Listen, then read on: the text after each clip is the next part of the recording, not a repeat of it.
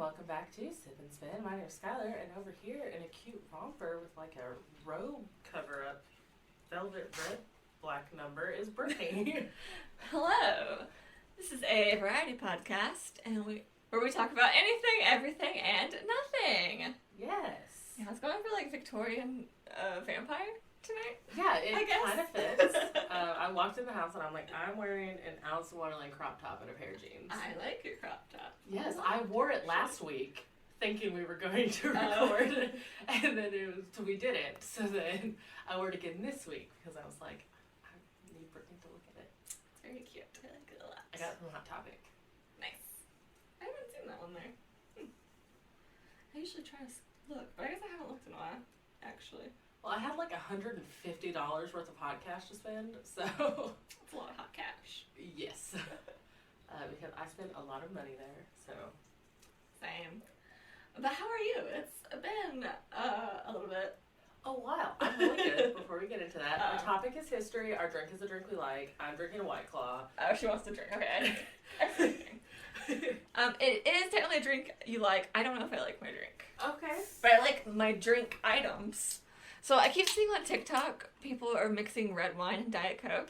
Yeah. And I'm like, I like both of those things. And it's supposed to taste like vanilla sangria. And I am just curious as to how we get there. Okay. With those two. So I'm going to try it. And then I saw someone else, because I was watching videos of people doing it just to see, because there's no measurements. So I don't even know if I got the proportions right. So people were like, oh, it tastes like sangria. People were like, oh, there's like a weird vanilla taste. And then one girl was like, it tastes like dirt. So... who knows? Huh. Does it taste like vanilla sangria? Maybe? You want to try it? I'll try it. It's like it's definitely not as strong as the red wine. I don't taste Diet Coke. No, it does have like a vanilla... It's like a weird sweetness. Yeah. Bizarre. My mom always put her red wine with ginger ale. She would always do diet ginger ale and red wine. That's so weird. Chemistry, I guess. I don't know. Something. I just wanted to try it. Science. But I am alive. Oh, that's a good start. Yes. I'm not sure how I made it this far, to be honest, these past couple weeks. Uh-oh. But I'm here. Okay, good. So we're glad. That is where I'm currently at. Okay. So I think since the last time we recorded, I got strep. Yes. Brett went back to Japan. Yes. Been working at the bar, working at the warehouse. That's pretty much it. But it's a lot. Like I was telling Brittany downstairs, I was like, I last week, I don't think there was a single day that I was sober. I was like, this is good for me. This is so fun, so fresh. Just vibing. Like from Thursday to Thursday, I was like, there was not a single night I was sober. And then... definitely had weeks like that. But then Friday, I did take one shot, but that was it. I actually sat outside while I was working the door at the bar and brought my book with me and was just reading in between people. And one of my friends was like, asked me how I was, and I was like, oh, I'm good, just enjoying the weather. I just decided to sit outside and read. And they were like, I saw your book. And he was like, you really don't want anyone to talk to you tonight. And I was like, yeah, because like I socialize every weekend I'm down there, and for nonstop since New Year's, and I'm just like, I just really didn't feel like it. I was like, let me just read my book. And then people would come up and they'd be like, oh, are you reading? And I'm like, yes, I am reading. That is what I'm doing. There's currently a book in front of me. What gave it away? There's currently a book in front of me. That is what I'm doing. And then one guy, like, these two guys were together, and then they were talking about me reading, standing right next to me while I'm reading, and I'm like, this is fine. I'm like, whatever. And then they were like bringing me into the conversation. I was like, I really don't fucking care. Like, you guys can talk about all that. That's why I have a book. And then one of the guys came back and sat down at the table with me and was like, so why are you reading? Like, why did you bring a book down here? I was like, because I need something to do, like, in between people. Like, it's really just not fun to just sit there and do nothing. So it was kind of nice to bring a book. And he was like, well, you could socialize. And I was like, I socialize all the time. I'm exhausted. I think a book is so jarring for people. Yeah, and then this one girl walked outside, and I cannot stand this bitch. Oh, no. I do not like her at all. She's always there, and her and all of her friends get on my nerves, and I'm just like, I'm so nice to them, but I don't want to be. Gotcha. And I'm just like, I do not like you already. And then she just walked outside. I've never even spoken to the one of them because I really don't like her. So I'll be nice to the other two, but I really don't like that one. So I never have said a word to her. And then she goes, bitch, why are you reading at a bar? And I went, and I just didn't even say anything. I was like, I'm just going to go back to my book, and I'm just going to zone into my book, and it's fine. And then last night, I had an anxiety attack while I was there. Oh, no. And I was like, literally like this. I was like I could not breathe. And Andrew was like, Skylar, go outside. And I was like, I'm having an anxiety attack. And he was like, I can see that. Go outside. I was like, I can't. There's like 5 people in line. But like, it was this whole thing with like, someone only had a picture of their ID, and then this one guy was like, who doesn't even work there. Like, he just is a regular and always hangs out, and he sits behind me because they let him. And I'm like, whatever. And I mean, he's cool and all. Like, I get along with him, but he was like, started getting involved and telling this guy he couldn't come in. And I was like, one, it's not your business. But I was just like, because I'm just looking at this guy's picture of his ID, because I'm not sure if we do allow that or not, which apparently we do. We do allow that. But then the other guy, the guy that sits behind me, like, went and grabbed Measy and told Measy. And then the guy who had the picture of the ID was like, man, you're a fucking snitch, blah, blah, blah, why are you even getting involved? And then they start arguing back and forth, like, right next to me. And I still have this guy's phone in my hand. And then Measy was like, you can't come in with just a picture. And I was like, but then I found out this morning that he definitely could have. So I gave him his phone back and his money, and then he and the other guy just keep going at it. And so he finally walks out, the guy with the ID finally walked out, and he got up to follow him, and then me and Measy were both like, and like, he was like, no, I'm not going to do anything, and we were like, just don't even follow him outside. And then after it had happened, it was like they were just yelling back and forth, and like I was worried that they were going to fight each other, and it was all, and I was like, so when finally it calmed down, I was like, I can't breathe. Oh no, oh gosh. And then the guy that was hitting on me last week died. Oh. Okay. So that was big news. It was this like older guy, and he brought his dog, and he was just kind of chilling with his dog outside. So of course I was like, let me go pet your dog. It was like, it was a really old pit bull. It was deaf, and I was just like, bless his heart. But he was so sweet. Just let me. But then he went and took his dog back home, and then came back. And he came back in the bar, and then the guy that always sits behind me was there, and then Tyler was also there. And so it was me and Lexi, because Lexi came and just hung out with me. And so he was like, oh, are these y'all's boyfriends? And we were like, mm-hmm. And he was like, now those are some big dudes. And we're like, mm-hmm. Because they are both like at least 6'4" and like, yeah, like swole as hell. Like they are huge. And we were like, yep, they sure are. Absolutely, 100%. And then he's like, okay, I respect it. And we're like, okay. So then Lexi had gone to the bathroom, and then the guy comes back and like hitting on me again. I was like, you remember him, the one you said was really big? That's my boyfriend. He's still here. He's still here. He hasn't left. And then I went to the bathroom, and as I'm walking back from the bathroom, he literally stopped. Here, put your wrist out. He literally stops me like this, and he goes, I think I'm in love with you. Oh my god. And I looked across the room, and I see Tyler standing up, and I was like, yeah, you remember that guy that I said? And I was like, and I'm like making like a gesture to point to Tyler, like looking at Tyler, like, and Tyler kind of starts walking over, but then he was like, oh, right. And then so he just like leaves me alone, and I'm like, okay, this is the oddest thing. But then he left, and apparently he got jumped. And that's how he died? No. Oh. Something else happened after he got jumped. I thought you were about to say there was a literal murder that happened with this guy hitting on you. No, so he got jumped, apparently, like an hour and a half later, like when we were about to close. And was he grabbing other women? I don't know what happened, but he starts sprinting back by the bar and just runs past the bar. His neck bleeding and everything. And then he got in a wreck. The same night? I guess he was running back to his car, and like, I guess whenever he got in his car, it's like he got in a wreck and died. I shouldn't laugh. It's nervous laughter. You know we do from listening to her. It's nervous I laughter. also don't like that he grabbed you like that, so I kind of don't really care. To be honest. It was just the weirdest thing. I was like, what the fuck happened? That was, he had a night. He certainly had. Oh, this poor dog, though. Oh, I know. That was the first thing I thought. The thought dog wasn't of. in the car. No, he had already taken the dog back home. Okay. Yeah. And that's why I was like, that was the first thing I thought of when I found out he died. I was like, oh no, his poor pit bull. That is sad. Hopefully someone's there for the dog. Yeah, so it's been wild for me personally. I started a new book series. Oh, anything good? One that I had for a while that I just never got around to reading because I was like, because it kind of made me nervous to start it because it was one of those that like was recommended to me because they were like, you like the Raven Cycle, right? And I'm like, yes, I fucking love the Raven Cycle. Like, what do you mean do I like the Raven Cycle? It's my whole personality. Literally me.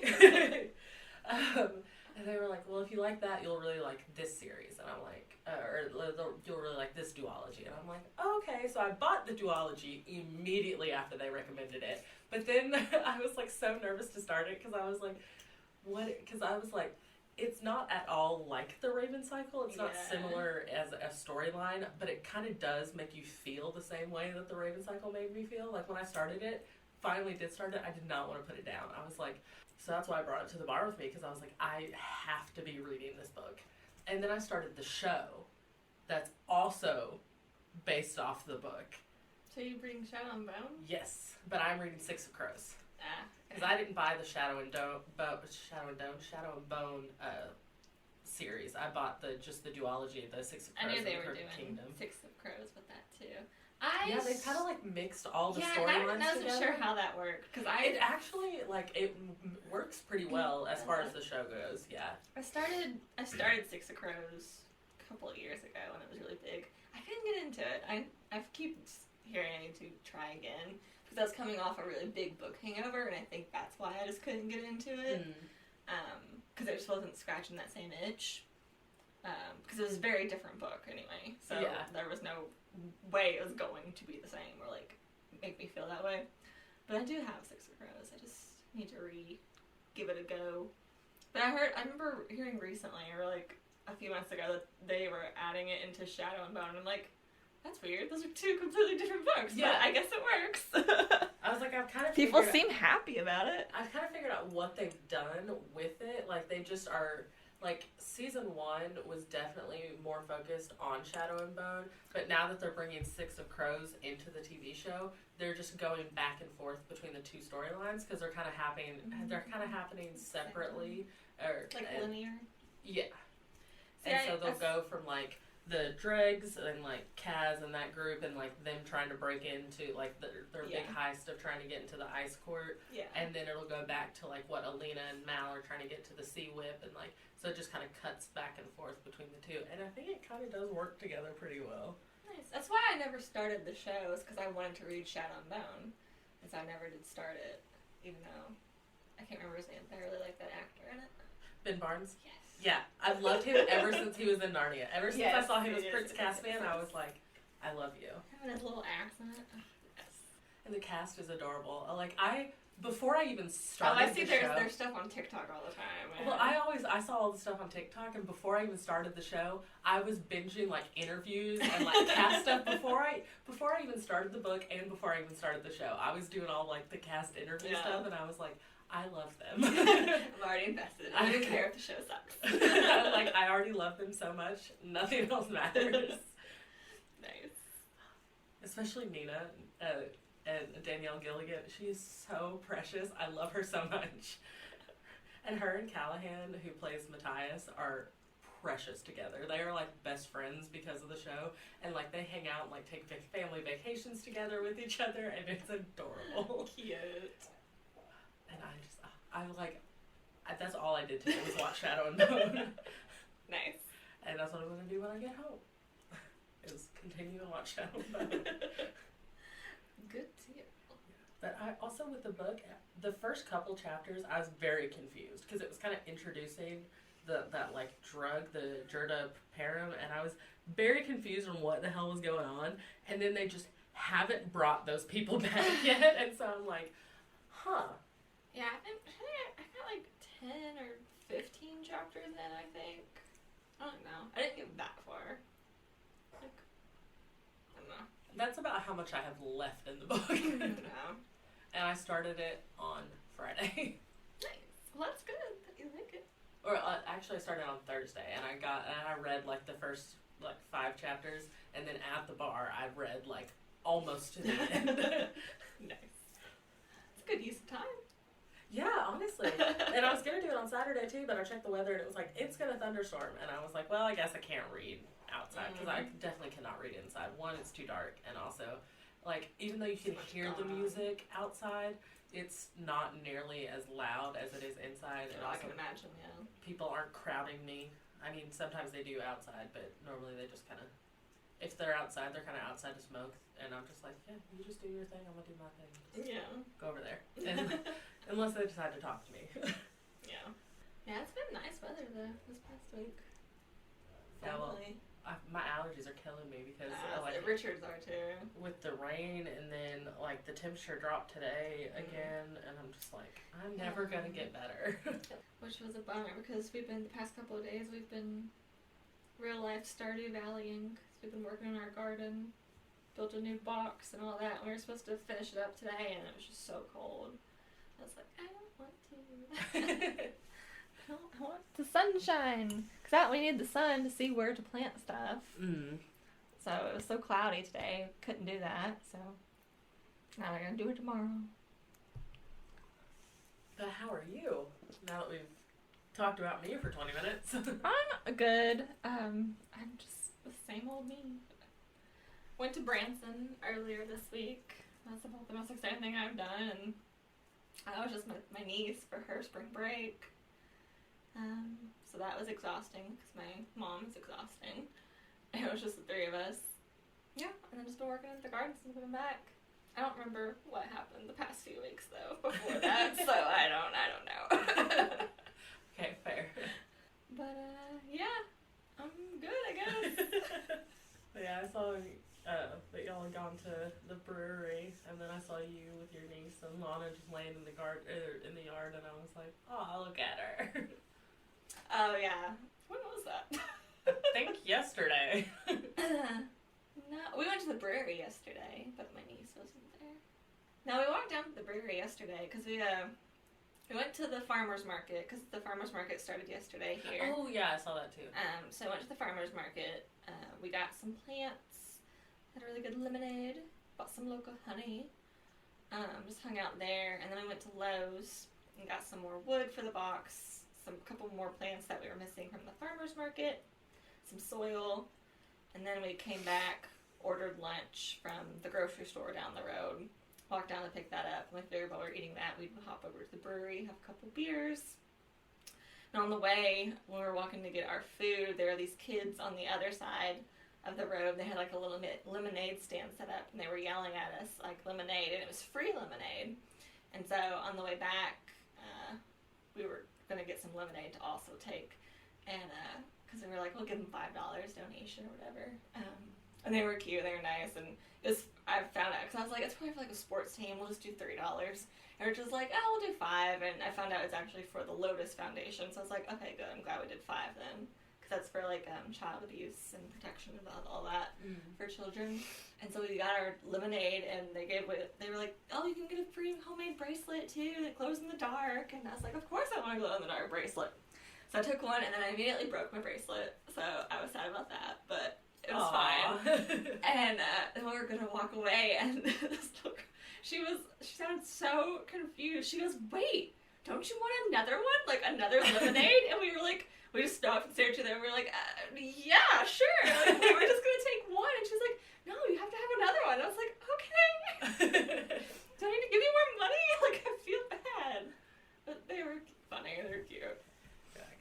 actually bartending yesterday during the day. Like, I went down there with Danny, and she was like, because I haven't officially bartended in, 4 years. And they've, updated the drink menu and all this other stuff, so people are like, hey, can I have this? And I'm like, nope. I'm like, if it's not a recipe I can Google, no. So when they, ask for something off of, our menu, I'm like, no, I don't know. I'm like, Shrug. I don't know how to make that. I didn't even know we had that on the menu. That was not on the menu 4 years ago. But so she was kind of trying to teach me how to, all the new stuff and everything. And now I know where everything's at, so I don't look stupid trying to find the peach schnapps whenever someone's ask for whatever fucking drink it always is that they ask for that has peach schnapps in it. I can't think of what it is, but that's what I always have trouble finding. You never find the peach schnapps. Alright. Can never find the peach schnapps. And then also the grenadine. When I have to put grenadine in something, I'm like, where the fuck is the grenadine at? And then I'll pick it up and it's watermelon schnapps, and I'm like, that's not grenadine. I always thought, for however long I've been drinking now, I always thought grenadine was cherry. And I'm only just now learning that it's pomegranate. I never knew that. I learned that a month ago. Just because it doesn't taste like pomegranate. But I also don't just drink grenadine, I don't guess. So I guess my mind is just always it goes in a drink, oh, it's cherry. Because it goes in an old fashioned. You put a cherry in old fashioned. But I'm like, oh, okay, it's cherry flavor. It's pomegranate. So much fancier now. Yeah, so that was what I did all day with my day yesterday. We came back, built the box, put the soil in it. Or no, we came back, did none of that because it started to rain. Because after we walked back home, as soon as we got in our front door from walking back from the brewery, the sky opened up and we we got home just in time. And then we waited for it to clear, and then afterwards it was nice again. Then we did the box and did the soil. Yeah, because I was Danny was like, yeah, you can go ahead and leave. You don't have to stay till 6. Because you voluntarily came down here. You don't have to stay. And I was like, well, Danny, it's currently pouring down rain outside, so maybe I'll wait until it's over. It came down pretty hard for a while in the wind. Oh, it did. When I walked outside to leave, there was this one car parked outside that just was covered in wet leaves, just stuck to their car. No. And I was like, that's going to be a pain to get off. That sucks. Well, it's been almost 30 minutes. Yes, so. Anything else? I don't think so. But who knows? With me, probably something will come up. Okay.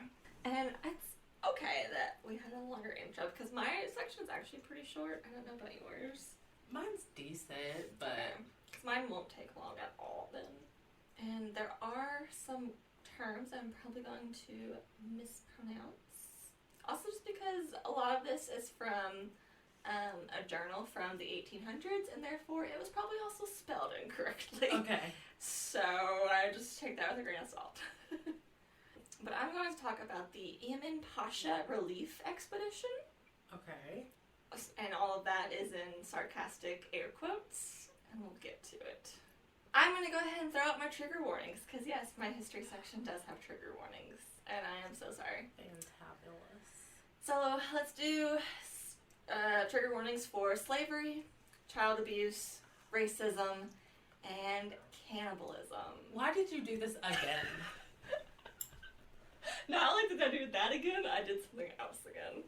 I'm gonna ruin something else. Another drink. Like I ruined tea. I'm gonna ruin an alcohol. Is it vodka? It's a very specific brand. Oh, okay. And it's not directly related, but it's gonna maybe give you a weird feeling from now on. Okay. So, this... Can we ever have a happy day? No. I mean, mine's not super happy either, so I guess it's fine. So stop giving me all the shit, then. Okay, so mine involves a man named James Jameson. That is his real name. It is a very stupid name. Jameson sucks anyways. If that's the alcohol, Jameson sucks. A lot of people like it. I mean, I drink it. People who like Jameson are incorrect. And okay, well. It's about to be worse for them. So, James Jameson was the great-great-grandson of John Jameson. Also, this family, they are not very creative with their names. No. John Jameson was the founder of the famous Jameson Irish Whiskey Company. So therefore, James Jameson was an heir to the family fortune, and that is who the story is about. So again, not directly related to the whiskey, but he was getting all of the money from the company, so like, still a little ick, because also the family definitely is about to cover up some shit. Yeah, well, Jameson sucks, so it's fine. I mean, it's not fine. Like, everything that's gonna happen in this is not fine, but also... No, it's very, very not. But also, I hate Jameson, so I'm not bothered. Okay. So, as is a common trope among many rich heirs of his time, and even still kind of now, people with money love to do whatever the fuck they want. Yeah, I think they can get away with it because they have money, and then usually they're right, because that's the way our society is built, around people who are in the 1% and how to make their lives so much better. Yeah. This is kind of a story about that. But worse, even, because it's bad. Much as like any rich heirs of the time, he considered himself to be an adventurer, quote unquote. Little rich white boy thought he was an adventurer. God, he's like, what's the one vlog channel of that guy, or the travel vlog? Oh, I don't know vlogs, I don't know. I can't think of what his name is, but he's just this privileged white rich kid who is so disillusioned from his own privilege. Yeah. And he's like, everyone should just travel all the time. And It's so easy. It's so easy. Like, just pack up and go. Okay, that's anyone, like, influencer, yeah. Who travels or whatever. That's not the way the real world works at all. Please get absolutely fucked. Someone needs to hit you with a reality check real quick and soon. So, being the adventurer that he was, he would regularly tag along on the expeditions of more renowned and actually accomplished explorers and adventurers. So, he was one of those guys with money who was like, hey, you're doing something cool, I'm gonna pay you and you're gonna take me with you as baggage, basically, so that he can live vicariously or, like, be, like, on an adventure. Which is a very common thing that a lot of rich people did back in the day. And they probably still do, but it was maybe more, like, exploring stuff like that. Jungles and stuff was more popular back then, I imagine. Yeah, it's not like going to Bali or Dubai for... No, it was, like, literally going out in the wilderness and fighting for your life. So, basically, yeah, he was just flashing his great-great-grandfather's whiskey money and buying his way onto actual explorers' adventures. Crashing them, essentially. I bet those explorers were so fucking annoyed. They're like, do we really have to bring this kid? And they probably got good money for it, so... In 1888, he joined the Emin Pasha Relief Expedition, which was led by the renowned explorer Henry Morton Stanley. This expedition was to be across Central Africa. The journey was supposedly about bringing supplies to Emin Pasha, the leader of an Ottoman province in Sudan that was cut off by a revolt, and they hadn't heard from him in a really long time. And so that was the guise that this expedition was under, is like, they're gonna go see what's up. Yeah, I think I was tripping. Never mind. I thought when you said Henry Morton Stanley, I thought Morton Stanley was like a brand of something, and I was trying to think what it was, but it's not. You're talking about Morton Salt? No. It's like a 2-word thing. But I thought one of them was Morton. It could be. I have no idea. But I googled I just it. know this guy. And there's not a brand. Oh, okay. So I was wrong.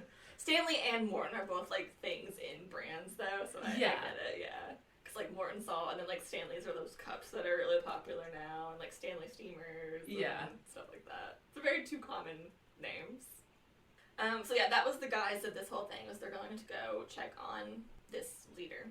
However, in reality, the expedition's real second purpose was to annex more land for the Belgian Free State colony in the Congo. So, it was a guise of help and relief, but really they were probably just trying to get more land for someone else. It was just colonization. Yeah, you know, as it always is. Yeah. We're going to go over there and, you know, now that we've seen that there are native people here, we're going to help them out and try and by help them out, we're going to take all their land and kill them and take all of their resources. Yep. And kill the rest of them. Yeah, so that's really what this expedition probably was. And as bad as that is, it's not even really what we're going to talk about. Because it's kind of something else that happened along the way. I feel like I just need to, like, prepare myself to do the couch Pre-curl. I'm getting into position. So this is where I talk about, okay, so the journey had another incident, though, that maybe wasn't pre-planned. It doesn't seem like it was, but honestly, who can say, since this all happened in 1888? We will never know. Whatever. But it was on this journey that James Jameson commits a very horrible crime. So, let me get all the caveats and everything out of the way, because this story is it's rife with them. So, there are many varying accounts about the incident, so we're never going to know 100% factual, this is it, this is what happened. Okay. Like what happened, how it happened, etc. But all of the accounts, the main three are Jameson's personal diary, his wife's account, and a translator on the trip.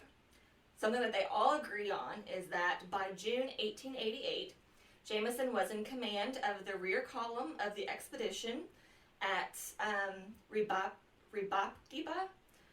which was a trading post deep in the Congo known for its cannibal population. How did he get in command of one if he just paid to kind of go with them? That is something that I'm going to talk about a little bit at the end. Okay.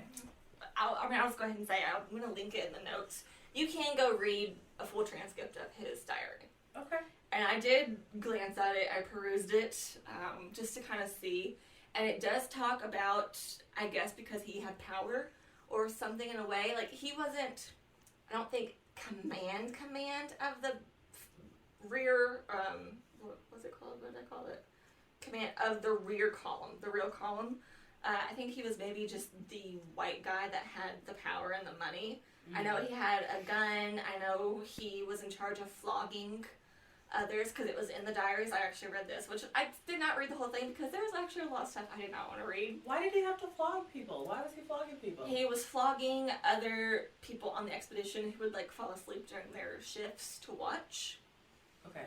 Which, yeah, I feel like maybe there's a better thing you could have done. Yeah, maybe flogging the maybe people. not flog them. Because I imagine maybe, I don't know if it's a form of slavery or if they were just soldiers. I don't know, because they also talked about a lot of kidnapping that he did, and he kept talking. There's just one section I read where he kept talking about to, like, have one up on the natives that he wanted to catch a woman.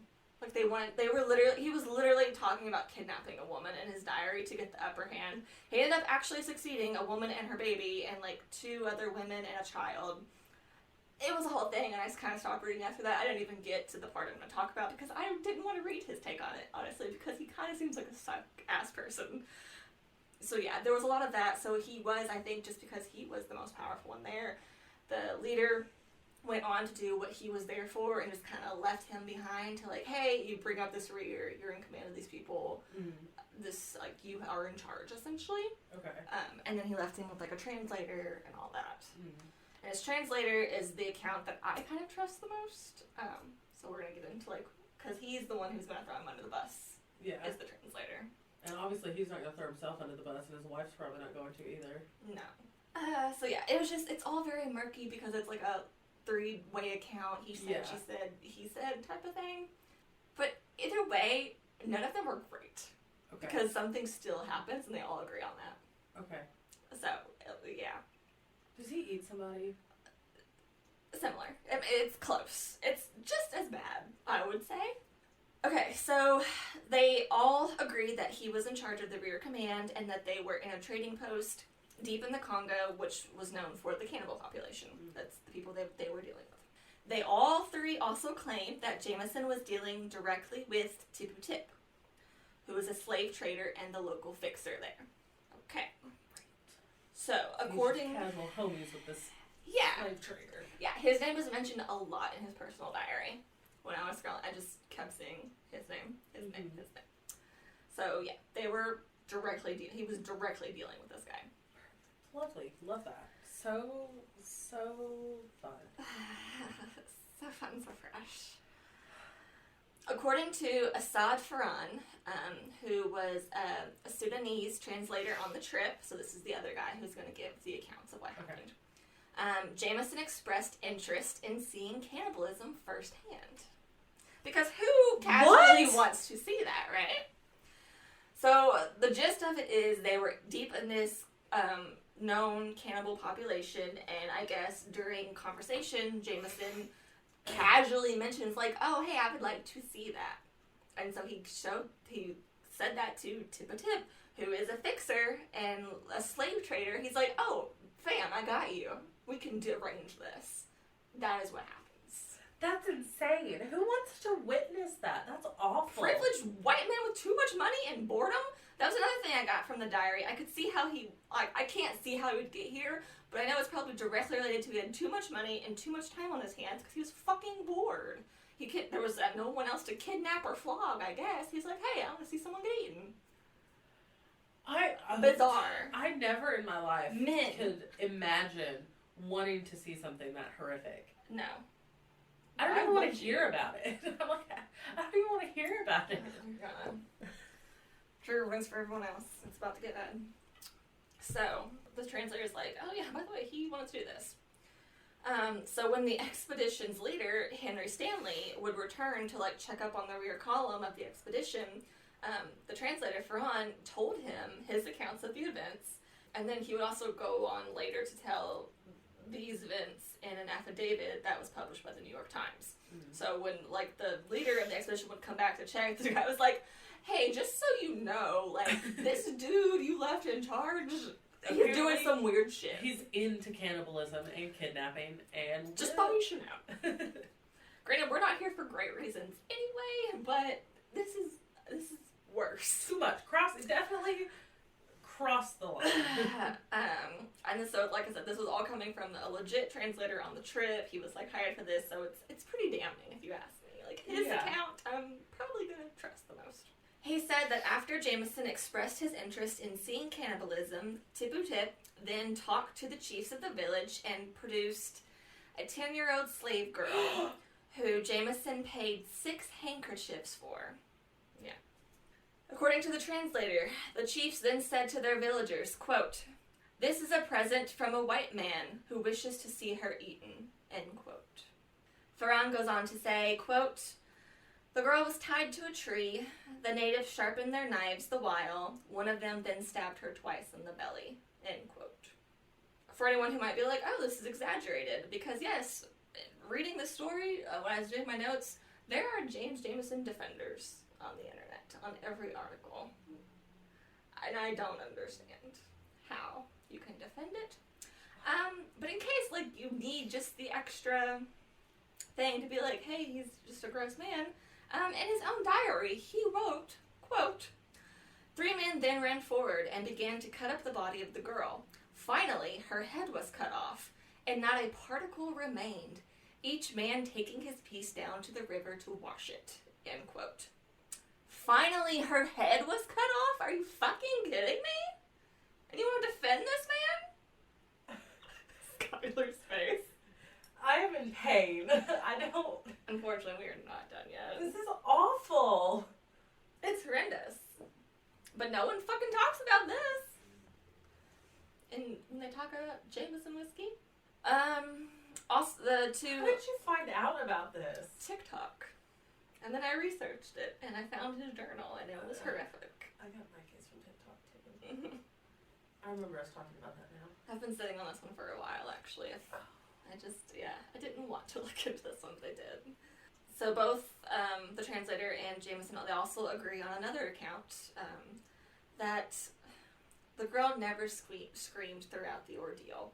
Jameson wrote, quote, "The most extraordinary thing was that the girl never uttered a sound, nor struggled until she fell," end quote. Dude was fascinated by this shit. You cannot convince me otherwise. And people were like, oh, he didn't know this was gonna happen. But why is he writing extraordinary, finally? Like, the fuck? He asked for it. He said he wanted to see it. Well, that's there's gonna be the differing claims will come in at the end here. He's gonna backtrack. Oh. Shock. Right? That's what they all do. So, yeah. Later in Ferran's, the translator's testimony of the ordeal, he recounted, quote, Jameson, in the meantime, made rough sketches of the horrible scenes. Jameson afterward went to his tent where he finished his sketches in watercolors. End quote. Mans was watercoloring the cannibalization of a 10-year-old girl. The fuck? I don't even know what to say. Yeah, there's really nothing to say, just for me to get through shock. this. I don't have that much more, but it's still just bad what I have. I'm just like, I'm in utter shock. I've never heard a word of this until, like, fucking TikTok, and they want to get rid of it. No, I need this for knowledge. Yeah, TikTok is actually brilliant, and we need to keep it around. I mean, there's awful things on TikTok too, but I'm not on the bad stuff. I mean, there's like shit in the world that's happening that's bad, yeah. but well, I'm not on the bad side of TikTok, but I see people talking about the bad side of TikTok, and I'm like, oh. Because I'll be watching my YouTube commentary videos, and they're like, this TikToker is actually a predator, and I'm like, that makes sense. I can see where that happens. I'm sure there's definitely some of that. Okay, anyways, Mans was watercoloring his tent. That is disgusting, actually. How dare you disgrace watercolors this way? I know, and so we're gonna get into more of, like, where he, like, backtracks or whatever, and people are, like, defending or whatever. Like, oh no, he's not that bad. Like, this was a misunderstanding is the word I like to see people use the most here. They like to use the cultural, like, oh, it was a misunderstanding type of thing. Just be a racist piece of shit, basically. No, because in his own diary, he doesn't even fully deny making the drawings from his own pen because, quote, when I went home, I tried to make some small sketches of the scene while still fresh in my memory. End quote. So he's not even there, and he's still talking about, I wish I could draw that. What? How does that make sense? If he's innocent. Okay. Just keep going. I don't... So now we're going to get into, like, why so many people on the internet that I saw are defending him and all the different accounts. This is the reason why. So in his account, in his diary, and his wife's later account of the incident after the fact, the two attempt to play it off as though Jameson went along with the proceedings because he believed it to be a joke. And and that he could not imagine that the villagers would actually kill and eat a child. So that is their claim. That he thought it was a joke and he was playing along to be like, har har with the locals. Okay? Pretty flimsy if you ask me. But whatever, he's the man with money. I guess he can do what he wants. But then we get into, like, this fails to explain why he would pay exactly 6 handkerchiefs that he would have to procure. It's an odd amount, and if he didn't think this was ever actually going to happen, why go through that trouble? Yeah. Okay, account thing 1. And also, that's just a way for this white man to be like, oh, I didn't think they would actually go through with it. You know, these locals to this place, they're the native people to this place, they're savages. It's a way to be racist. Yeah, yes. It's exactly him being racist because that's what everyone did. Like, every colonizer, they go to this new And where place. are you going to get away with that at? America. Yeah, exactly. Because that's exactly what they did. Like, even though they were in the Congo, like, it's the same thing. They're going to colonize this place, and they see the locals, and they see the natives there, and so... And they think they can do whatever the fuck they want, and then just claim, oh, I didn't know. Yeah, and claim that it's because... They tricked me. Because it's just their ways. The native people are all these savage people, and don't have any civilization whatsoever. It's like, no. Yeah. You wanted this. You asked for this. No, and meanwhile, like, it's just so... interesting because in his fucking diary, I read literally a paragraph. I read like 3 days worth of where he was like premeditatively thinking that he wants to kidnap a woman from this tribe there in a way to procure food. So he was kidnapping these women and children because he wanted the tribe to give them food, these white men food. And so he kidnapped this woman, and then that woman's poor husband is the one who has to come and make a deal for his wife, and he, like, brings them all he can, but it's not what they wanted, so they're like, oh, we're gonna keep her for longer, even though you did bring us food, we're still gonna keep your wife and baby. And it's like, what the fuck, they're the savages? So, quote-unquote, savages? No, they were literally, like, out here planning kidnappings because they need food, they don't know how to hunt, or fish. I'm still not done. Okay. So, yeah, it doesn't explain why he needed to pay exactly 6 handkerchiefs, which every account agrees to that. He even writes that in his diary. And it doesn't explain, like, him later at home. Maybe he's denying sketching at the event, but he's not denying sketching when he got home. He's like, hey, that was still pretty cool. I mean, sketch it out. Wish I could. Why would you do that if you got wrapped up in a horrible misunderstanding accident? You think you'd want that the farthest from your mind. Yeah, you would want to forget that. The trauma. Whatever. Okay, so here's a long quote from his diary. That's going to be what he's using as also as a way to, he thinks it's a joke. I think it's probably, it was amended after the fact. Because also he still uses, it's also going to just be the full text of some of the stuff I already quoted. So you're still going to use that word extraordinary and all that in here. So, like, here's his full quote. Okay. Quote, I sent my boy for 6 handkerchiefs, thinking it was all a joke, and that they were not in earnest. But presently a man appeared, leading a young girl of about 10 years old by the hand, and I then witnessed the most horribly sickening sight I am ever likely to see in my life. He plunged a knife quickly into her breast twice, and she fell on her face, turning over on her side. 3 men then ran forward and began to cut up the body of the girl. Finally her head was cut off, and not a particle remained, each man taking his piece down by the river to wash it. The most extraordinary thing was the girl never uttered a sound, nor struggled, until she fell. Until the last moment, I could not believe that they were in earnest. I have heard many stories of this kind since I have been in this country. This kind? Yes.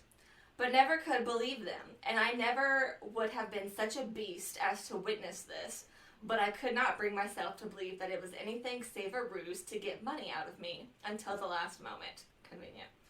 The girl was a slave captured from a village close to this town, and the cannibals were Wassa slaves, and natives of this place called, and I have no idea, Mculsui? I have no idea. That place. When I tried to look it up too, no, there was no mention or pronunciation anywhere. When I went home, I tried to make some small sketches of the scene while still fresh in my memory. Not that it is ever likely to fade from it. No one here seemed to be the least astonished at it. End quote. So I think he's just trying to make himself look good because he still can't. He can't not be fascinated with his writing, and you can tell that. And he uses the word, like you pointed out, this place. And he's like, no one here was astonished by it at all. No one here was fazed, because that's just how they do it here. Yeah, no one here was astonished. This place, this kind. Like, he's clearly just racist. Yeah. He's a rich white man, of course. And he's trying to throw them under the bus and make them look bad. Yeah, literally. So that's his whole, like, oh, I didn't want to do it. And that's, whatever, that's his account. It's still widely and overwhelmingly believed that the account, mainly the translator's account of his crime is true, but unfortunately he never faced justice, of course. Shock. So that's a bummer, but on the plus side, he did die shortly after the accusations of his misconduct made their way to Stanley in 1888 from a fever that he contracted on the trip. So at least, he died. But nothing ever happened with it, because then, of course, Jameson's family then, with the help of the Belgian government, were able to hush up many of the atrocities, and this mission became the last of its kind. So they covered it up, and then this was kind of the last of this kind of mission that happened. Yep. So then in November 1890, this is when the New York Times published the 2 differing accounts of what happened. So the first came on November 14th, and this was from the translator. So his account was published November 14th. Mm-hmm. And then by the time these accusations came to light, Jameson, though, had already died, so he was dead. So his wife submitted a letter dated August 8th, 1888, to the New York Times in her late husband's defense, and then that was published on November 15th, 1890. So I don't know if they're trying to insinuate that she backdated something or forged something, and then it was published the next day, the very next day, right after this translator's account. So it's fishy, however you look at it. Sus. And girl, why are you defending him? He paid for a child to be murdered, but okay, whatever. Another account of the incident exists, though, in the biography about the explorer Henry Morton Stanley. This is titled Stanley, The Impossible Life of Africa's Greatest Explorer, and it was published by Yale University Press in 2008. So, according to the author, Tim Geel, one of Stanley's assistants, seeking to deflect attention from himself, told Stanley about this horrible thing that Jameson had allegedly done. Stanley was skeptical and intended to question Jameson about the incident himself, but then he found his journal, which corroborated the entire horrible ordeal, and that kind of cemented in Stanley's mind, oh yeah, you fucking did this. So even he is on, now I believe the translator team. Yeah. As you should. And while neither the alleged sketches or the watercolors are known to exist today, likely destroyed by the Jameson family, I would imagine, you can, as I said, read the full text of his journals, and assuming they haven't been altered themselves, but I will still link that link down below. It's a rough read. There's a lot, and then a lot of it is just unpleasant, because it talks about colonization, essentially. You're reading a first-hand POV of that, and it's horrible. So yeah, that was the last kind of expedition of this time. Non-scientific civilization expeditions into Africa were suspended after this, but military and governmental ones would continue. And then just all of that, the stopping of all this stuff, was just because of the crimes of a whiskey heir and the brave interpreter who told the world what he did. And that is that's my section. Oh, well, that was and I'm sorry. Thank you so much. But, I don't know. I think more people need to know about that shit that went down. Because I definitely believe he's just a piece of shit who did it knowingly and then tried to cover his ass. I think the translator probably had the most accurate account. Yes, 100%. Because that's his job. Yeah. That's what he's paid for. Exactly. And also, he had no stake in one way or the other, yeah. Because he probably, I'm assuming he worked for Stanley. Yeah. So, yeah. I just want to know why the wife covered for him. Girl. Maybe the rest of the family was threatening her. Gonna cut her off. Oh, yeah, that could be it, too. Yeah. Shit's rough. Well, let's move on. Please. I'm going to be talking about the Radium Girls. Okay, yes. So, mine is also not very pleasant. Right. So, in 1898, Marie and Pierre Curie, two pioneers in researching radioactivity, discovered radium. And the main thing about radium for this is that it became intriguing because radium glows in the dark. Mm-hmm. So, soon enough, radium became widely used. After it was observed that radium could treat cancer, many people mistakenly thought it could also be used to treat other diseases. Just like in general, it became a miracle substance. It was sold in pharmacies. Radium was also believed to prevent aging, and companies started selling radium toothpaste, cosmetics, and even radium water. Which is, of course, a basket of worms that I won't open up today. We're just going to focus on the glow-in-the-dark aspect and what it led to for a group of women who worked in a factory dealing with radium. Oh, yeah, okay. So, American inventor William J. Hammer went to Paris and obtained a sample of radium salt crystals from the Curies. Hammer discovered that by mixing the radium with glue and zinc sulfide, he could make a glow-in-the-dark paint. And I actually tried looking into how exactly the chemicals and elements bonded together to make it work, but I couldn't find the exact chemical reaction that causes it or how it bonded together to make that. I may very well have found it and then just read over it because chemistry is my weakest link, and maybe I just didn't understand when I was reading it, but I really did try. Still, look at you! I was going to tell tell you all about how zinc sulfide, radium, and glue bond together to make paint, but alas, you do not get that. I hated chemistry. So, oops. I'm right there with you. But I really tried. I was like getting on there on like all these like all these different like scientific things, but all I could find is like make radium glue, and I was like, I'm good. See, at first I really thought you were gonna be like, I tried to mix things together. That's gonna be like Skylar. What? No, please don't make radium.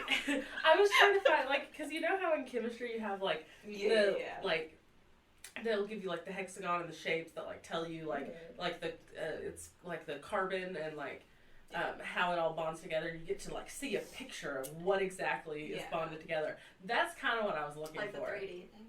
Not really. It's more like you would have like the H for hydrogen, O for oxygen, C for carbon, and then like you would have like lines connecting them, and then you'd have like double lines, and like it would be like a little hexagon, and just like.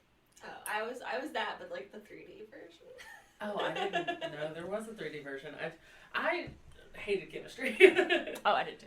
But I was really gonna try and like give y'all some information on how exactly those chemicals bonded together to get that result, but I don't fucking know. Not that kind.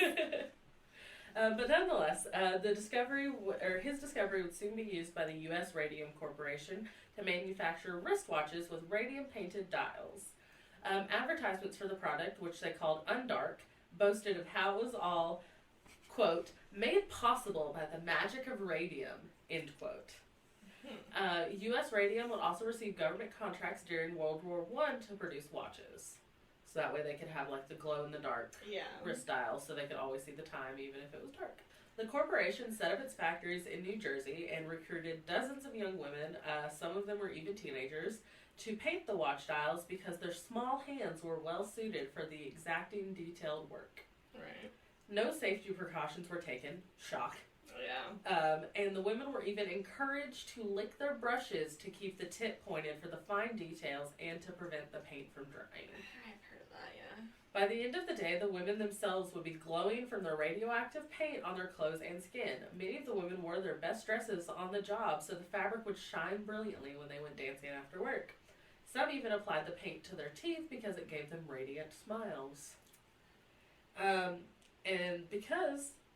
the reason like that they did this is because the company assured the women that their work was perfectly safe. Yeah. Of course which of course is just simply not correct. Yeah. Radium is extremely dangerous, especially with repeated exposure. Marie Curie suffered radiation burns while handling it, and she eventually died from radiation exposure. Many other researchers also died from radiation exposure. In the following years, though, dozens of the women began showing signs of illness. So the body actually, and this is kind of how, so the body actually mistakes radium for calcium. Okay. So it filled their bones as calcium would. And it was basically irritating them from within. But calcium makes your bones strong, whereas radiation does not. Like when you drink a lot of milk and you get a lot of calcium, that's what helps get your bones strong. Radium does not do that. So it's just like literally like deteriorating, filing away. And like you can see it a lot with cancer patients undergoing radiation therapy. Like even to this day, because radiation therapy leads to bone loss and can increase the risks of osteoporosis and fractures. It's why doctors recommend walking or dancing to try and keep the patient's bones strong, because now they know what radium does and how the body processes radium. It's the anti-milk. Yeah, essentially.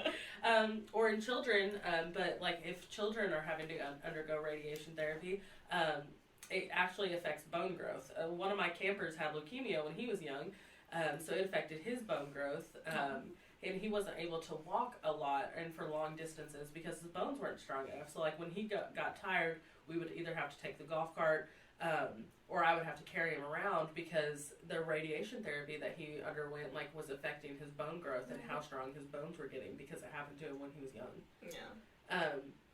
So in this situation, the victims had their bones break, teeth fall out, and spines collapse. Jeez. And by 1927, more than 50 had died because of the effect of radiation. Among the first was Amelia Molly Maggia, who painted watches for the Radium Luminous Materials Corps. Later, the United States Radium Corps in Orange, New Jersey. Maggia's first symptom was a toothache, and the tooth ended up needing to be removed. Soon after, the tooth next to it also had to be extracted. Painful ulcers that were like bleeding and full of pus developed where the teeth had been. It spread throughout Maggia's mouth and lower jaw, which then had to also be removed, then into other parts of her body. Maggia died on September 12, 1922 of a massive hemorrhage. Doctors were confused as to how and what had happened, and they determined her cause of death was syphilis. Oh my god. Syphilis. Okay. Yeah, it makes total sense. As more and more women began experiencing radiation sickness, concerns began to rise about the effect of radiation. No shit. Yeah, finally. For 2 years, their employer denied any connection between the girl's death and their work. No. Shock. Facing a downturn in business because of the growing controversy, the company finally commissioned an independent study of the matter, which concluded that the painters had died from radio exposure. Then, the company still refused to accept the report's findings, so the company commissioned additional studies that came to the opposite conclusions, and those were the ones that they publicized. So then the public continued to assume that radium was safe. Fine, yeah. Stupid. In 1925, a pathologist named Harrison Martland developed a test that proved conclusively that radium had poisoned the watch painters. The radium industry tried to discredit Martland's findings, but the Radium Girls themselves finally decided to fight back. Sadly, many of them knew that their days were numbered, but they still wanted to do something to help their colleagues that were still working. Mm-hmm. In 1927, attorney Raymond Barry agreed to accept their case. Many of the watch painters had just had months to live and were forced to accept an out-of-court settlement of $10,000 and a $600 annual payment, but many of them didn't even survive 2 years past that. Still, their experiences made the issue of radium safety a front-page story across the world, but the United States Radium Corps continued to deny its role, and women continued to get sick and die. It wasn't until 1938 when a dying radium worker named Catherine Wolfe Donahue successfully sued the Radium Dial company over her illness, and the issue was finally settled. Their case was among the first in which a company was finally held responsible for the health and safety of its employees, and it led to a variety of reforms as well as the creation of the U.S. Occupational Safety and Health Administration, or OSHA. And that was my case. I kind of sped through that. Like I said, mine wasn't very long. But no, it was interesting. yeah, that's how we got OSHA. I didn't actually know it was from the Radium Girls. I knew about them, but I didn't realize that was also OSHA. Cool. Needed, necessary. Yes, very much so. Especially, thank God, they're not making radium toothpaste anymore. Oh my god. Yeah. How humans, they make a lot of bad decisions. Oh yeah. Welcome to history. We still make really bad decisions. Keep trying to repeat history for some fucking reason. Oh, I know. It's like, haven't we seen how this has ended already? Like, we literally have. We just don't learn. Yay. Humanity. Shall we spin? Yes. Alrighty. So let's see what we're doing next week. Maybe next week will be a bit of a picker-upper. Yeah, maybe you'll be happy.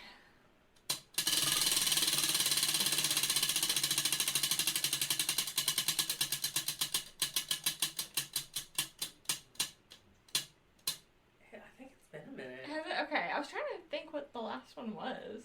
Oh, okay, we can do that. That will be happy. And it's like every music episode, it's a drink we like. Nice. I love how our wheel just tries to give us something that we're like, they need this. Yes, so, as you might have heard, next week will be music, which is always fun and actually fresh. Yeah, not just saying it sarcastically to try and, well, through nervous laughter, because neither of us want to be doing it. Yes, so music's always fun, and we get to drink something we like. Yeah. Yay! I am pumped. Yeah. Maybe I'll finally talk about Hosier. You keep saying you're gonna, I and then you don't. Because I keep finding little bands I want to talk about. I'm like, let me talk about them.